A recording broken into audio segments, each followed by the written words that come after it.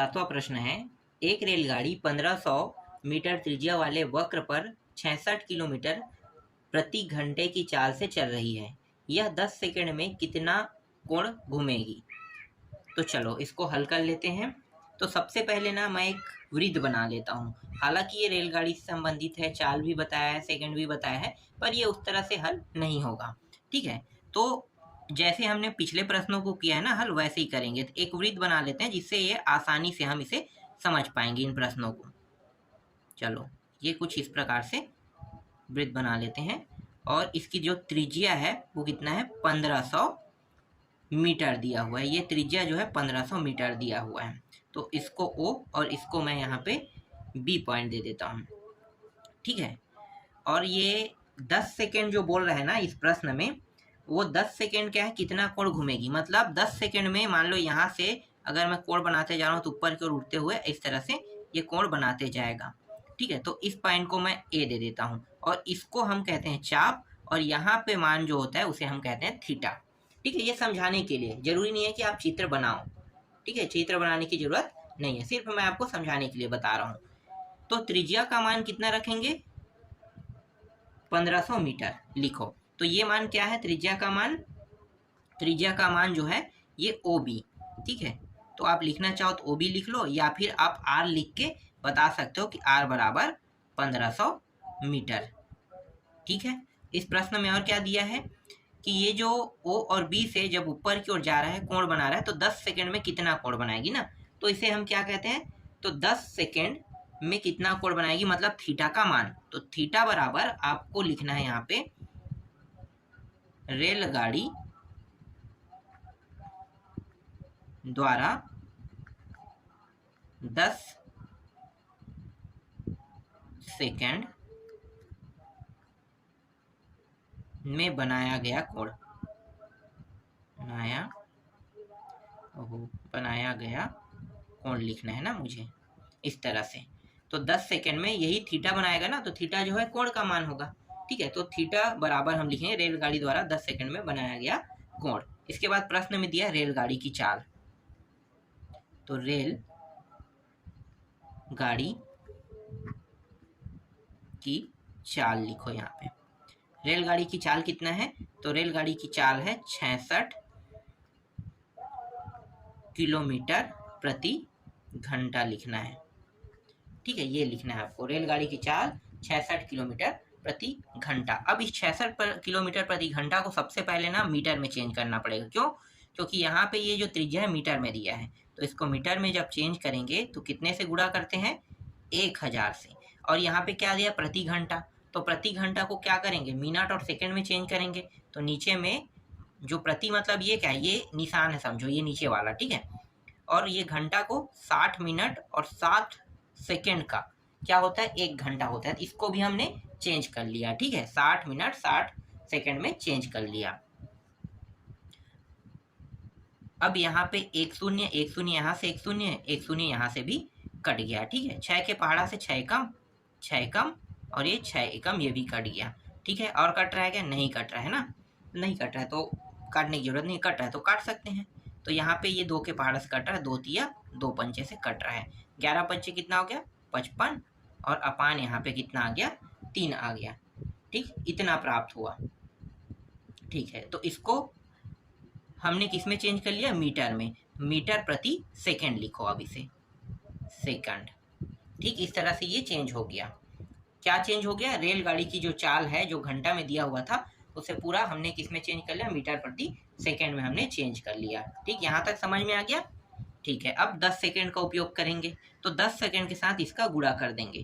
तो यहाँ पे लिखो 10 सेकंड में रेलगाड़ी, 10 सेकंड में ये रेलगाड़ी यहाँ पे लगाओ, रेलगाड़ी द्वारा तय की गई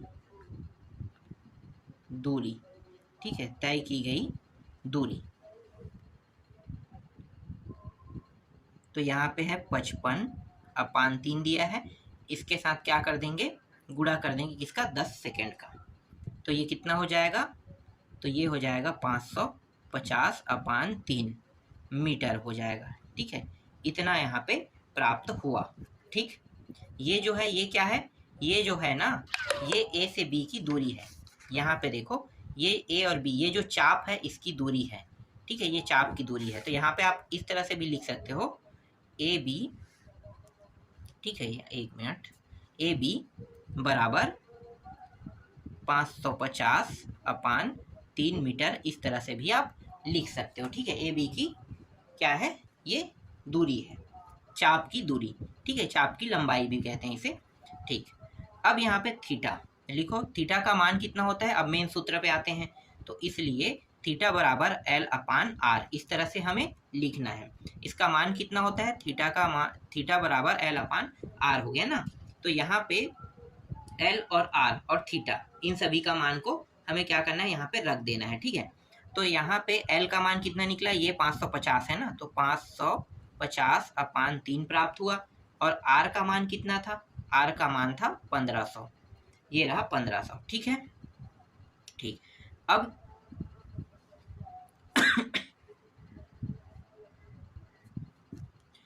एक दो तीन पद है, इसे 4 पद बनाएंगे तो एक पद यहाँ पे नीचे में एक आ जाएगा। तो पहला और चौथे का गुणा, दूसरा और तीसरे का गुणा, इस तरह से करते हैं। ठीक, तो ये हो जाएगा 550 अपान 3 गुणित 1500।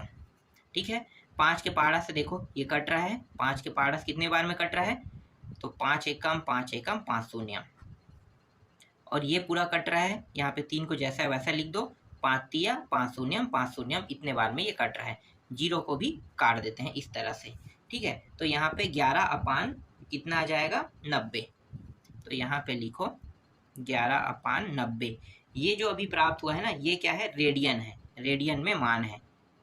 तो रेडियन में हमें मान प्राप्त हो गया। अब इसको किस में चेंज करना है, डिग्री में। ठीक है, तो डिग्री में चेंज करने का तरीका क्या है, डिग्री में चेंज करने का एकदम सिंपल तरीका है, गुणा कर दो कितने से, 180 अपान पाई का गुणा कर दो, तो ये डिग्री में चेंज हो जाएगा। तो ये 9 एकम 9 दूनी, मतलब ये 2 बार में कट गया, 90 दूनी 180, 11 दूनी कितना हो गया 22, ये हो गया 22 अपान पाई आ गया यहाँ पे। तो 22 अपान पाई को कैसे लिख सकते हैं, 22 अपान 7, पहला ये, ठीक है, तो इस तरह से हम इसे कर लेते हैं। तो ये हो जाएगा 22 गुणित 7 अपान 22। ठीक, ये 22 और ये 22 कट गया, बचा कितना, 7 अंश बस बचा। तो यही क्या है, यही इसका उत्तर है। ठीक है, 7 अंश उत्तर आया। तो जो थीटा का मान था वो कितना था, थीटा का मान 7 अंश है। तो इस थीटे की जगह में आपको कितना लिखना है, 7 अंश लिखना है। समझ में आया, बहुत आसान प्रश्न था, बहुत सरल प्रश्न है। चलो आगे देखते हैं नेक्स्ट प्रश्न को। इसके बाद 8वां प्रश्न है, एक वृत्त की त्रिज्या, एक वृत्त जिसकी त्रिज्या 100 सेंटीमीटर है कि 22 सेंटीमीटर लंबाई की चाप वृत्त के केंद्र पर कितने डिग्री का कोण बनाएगी। ठीक है, कितने डिग्री का कोण बनाएगा। चलो बहुत आसान प्रश्न है, जो जो दिया है पहले लिख लेते हैं। तो क्या क्या दिया है भाई, तो यहाँ पे लिखो, दिया है आर का मान दिया है। ठीक है, आर का मान यहाँ पे 100 दिया है, 100 सेंटीमीटर, और एल का मान जिसे हम चाप कहते हैं, तो एल का मान 22 सेंटीमीटर है, ये भी दिया हुआ है। अब सूत्र लगा दो, सूत्र क्या है, थीटा बराबर एल अपान आर। तो जब हमारे पास एल और आर का मान दिया है तो हम डायरेक्ट सूत्र लगा देंगे। तो एल के मान में मान रख दो, तो एल का मान कितना है 22, आर का मान 100। ठीक है, अभी जो प्राप्त हुआ वो क्या है, रेडियन है। इसे आप काटना चाहो तो थोड़ा सा काट फिट कर सकते हो। ठीक है, लेकिन अभी इसे कुछ नहीं कर रहे हैं। अब क्या करेंगे, अब ये जो 22 अपान 100 है ना, इसके साथ गुणा कर देंगे किसका, क्योंकि रेडियन में है, इसको हमें किस में निकालना है, डिग्री में। तो कर देंगे 180 अंश अपान पाई का क्या कर देंगे, गुणा कर देंगे। ठीक है, 1 0 यहाँ पे कट गया, जितना काट सकते हो काट दो। तो ये 2 पंचे से कट गया, 2 निया से कट गया। ठीक है, तो यहाँ पे 22 गुणित 9 बचा, और यहाँ पे नीचे में 5 बटा। अब ये जो पाई है ना, इसको मैं कैसे लिख सकता हूँ, चलो अभी इसको ऐसे ही रहने दो। ठीक है, अब लिखते हैं 22 अपान 5 गुणित 9, और ये हो जाएगा 22/7, इस तरह से भी लिख सकते हैं। तो ये 22 और ये 22 कट गया। ठीक है, और बचा कितना ऊपर में, 9 बचा, ठीक। और ये 7, तो ये 7 ऊपर जाके 9 के साथ गुणा हो जाएगा, तो 9 गुणित 7 बचा और नीचे में सिर्फ 5, तो 9 सत्ते कितना हो गया, 63। तो 63 अपान यहाँ पे 5 आया। 63 अपान जो 5 आया है, अभी भी ये हमारा मेन उत्तर नहीं है, तो क्या करेंगे, इसको भाग देंगे। भाग देने के तरीका आपको पता है, 63 को भाग दे दो, कितने से, 5 से, तो 5 एकम,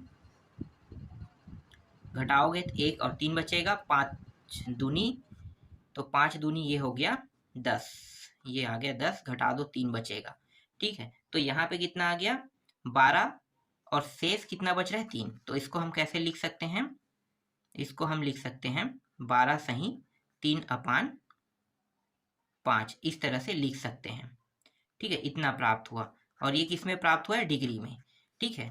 अभी इसे आगे और हल करेंगे, क्योंकि यहाँ पे जो आया है ना, बटा में आ गया ना, तो बटा में आया मतलब हमारे पास पूरा मान नहीं निकला है, तो 12 फिर प्लस करेंगे, ये 12 अंश में हो गया, और ये 3 अपान 5 को कितने से गुणा कर देंगे, 60 से, तो 60 से गुणा कर देंगे, और ये पहला पॉइंट रहेगा, तो 12 अंश, ये 5 एकम और 5 12, तो 3 गुणित 12, इस तरह से, और ये पहला पॉइंट है, तो 12 अंश और 12 तिया कितना हो गया, 36, ये आ गया।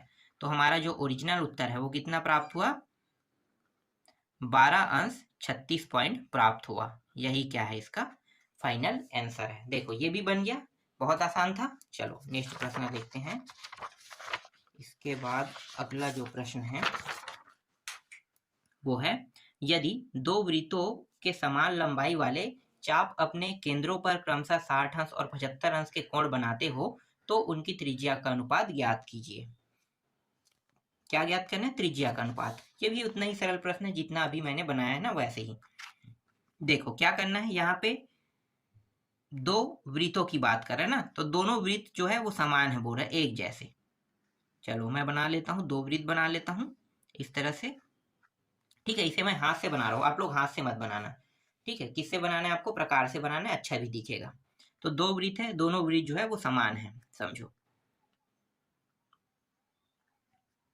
एक जैसे दिखने वाले है, ठीक। ये रहा।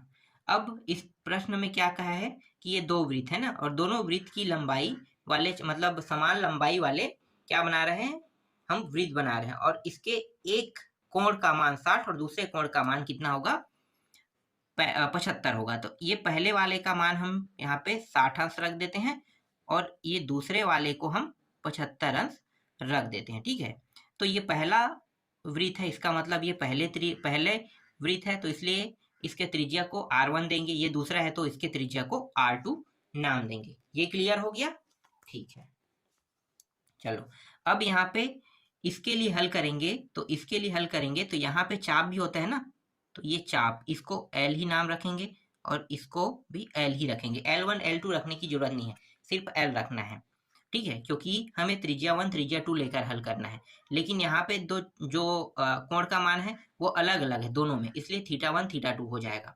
तो यहाँ पे पहले के लिए जब हल करेंगे तो θ1 बराबर L अपान R1 इस तरह से लिखना है, ठीक है। ये पहले का है। दूसरे के लिए जब हल करोगे इसके लिए, तो θ2 बराबर, क्योंकि ये मान अलग है ना, ये भी अलग ये भी अलग है, जबकि सिर्फ लंबाई दोनों में क्या है, सेम है। प्रश्न में यही कहा है ना, दोनों समान लंबाई के बोला है, ठीक है। लंबाई समान है मतलब चाप समान है, पर कोण अलग अलग है कह रहा है। तो ये θ1 θ2, तो ये L और ये R2 इस तरह से आगे। तो ये लंबाई का जो मान है, देखो θ1 θ2 और लंबाई, ठीक है। तो θ1 का मान कितना था, θ1 का मान जो है, एक मिनट, यहाँ पे मैं इसके जगह पे 60 रखूंगा, ठीक है। तो ये 60 हो गया, θ1 का मान 60 रहेगा। पहले इसे मुझे हल कर लेना था, बाद में मैं इसको बता, चलो इसको लास्ट में लिखना, ठीक है। पहले हम यहाँ पे आगे हल कर लेते हैं। तो यहाँ पे 60 जो है θ1 का मान है, तो 60 गुणित, इसे पहले रेडियन में चेंज करेंगे, तो ये हो जाएगा, ये रहा 6 कम 6 तिया, तो पाई अपान कितना हो जाएगा, 3 रेडियन, ठीक है। इतना आ गया। इसी तरह से 75 गुणित पाई अपान 180 कर लो, तो ये हो जाएगा 75 तो ये 15π/36 आ जाएगा रेडियन। ठीक है, काट फिट करोगे तो इतना आएगा। तो ये प्राप्त हो गया। ठीक है, थीटा का मान क्या प्राप्त हुआ? π/3। और दूसरे वाले जो θ2 है इसका मान क्या प्राप्त हुआ? 15π/36 प्राप्त हुआ। ठीक है, ठीक। अब इन मानों को कहाँ पे रखेंगे? ये वाला जो सूत्र है यहाँ पे रख देंगे। ठीक है, तो रख दो। तो θ1 का मान, तो θ1 का जो मान है वो है π/3। ठीक है, यहाँ पे मैं रख रहा हूँ और r इसके साथ आ जाएगा तो गुणा के रूप में। तो r1 का मान कितना है? तो r1 का मान हमें पता नहीं है, तो इसके साथ गुणा क्या कर देंगे? r1 को कर देंगे। बचेगा क्या? यहाँ पे अकेला l बचेगा। ठीक है, अब दूसरे के लिए हल करते हैं, θ2 के लिए। तो θ2 गुणित r2 हो जाएगा। तो θ2 का मान कितना है? 15π/36। ठीक है, 15π/36 और ये r2, फिर ये l जो है जैसा है वैसा रहेगा। अब ये समीकरण 1 नाम दे दो, इसको आप समीकरण 2 नाम दे दो। तो समीकरण 1 और समीकरण 2 की तुलना करने पर लिखो। यहाँ पे आपको बताना पड़ेगा समीकरण 1 और 2 की तुलना करने पर, दोनों की तुलना कर देंगे तो जो समान समान रहेगा वो कट जाएगा। तो समान समान क्या है? l और l समान है, कट गया।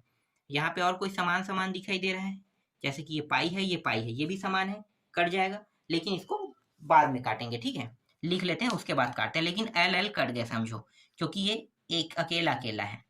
तो इसलिए यहाँ पे π/3 r1 इस तरह से लिखो और 15π/36 ये r2 लिखो। r1 r2 को एक साइड रख लेते हैं, तो r1 r2 नीचे में आ जाएगा। ठीक है, और यहाँ पे क्या है? 15π और यहाँ पे 36। ये 3 कहाँ पे चला जाएगा? ऊपर चला जाएगा, 3 इसके साथ। और पाई कहाँ आ जाएगा? पाई नीचे में आ जाएगा, इस तरह से। ठीक है, इसे हम कहते हैं तिर्या गुणा नियम कहते हैं। ऊपर के मान नीचे, नीचे के मान ऊपर चला जाएगा। कब? जब कोई मान गुणा के फॉर्म में हो। तो देखो ये मान सभी क्या है? गुणा के फॉर्म में है एक दूसरे के, इसलिए इस तरह से होगा।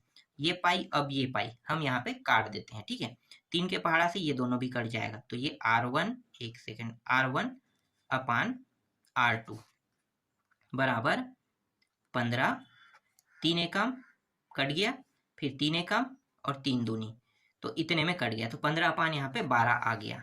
ठीक है, 15/12। अब ये 3 के पहाड़ा से दोनों कट रहे हैं, मतलब मैं इसको भी 3 से भाग दे सकता हूँ, इसको भी मैं 3 से भाग दे सकता हूँ। अगर दोनों 3 से भाग जा सकता है तो हम इन दोनों को 3 से भाग दे देते हैं। तो 3 पंचे 15 और 3 चौक 12, तो कितना आ गया? 5/4 आ गया। मतलब 15 और 12 जो है वो 3 से भाग जाके कितना प्राप्त हुआ? 5/4 प्राप्त हुआ। तो यही क्या है? r1 r2 का मान है, मतलब अभीष्ट अनुपात यही है।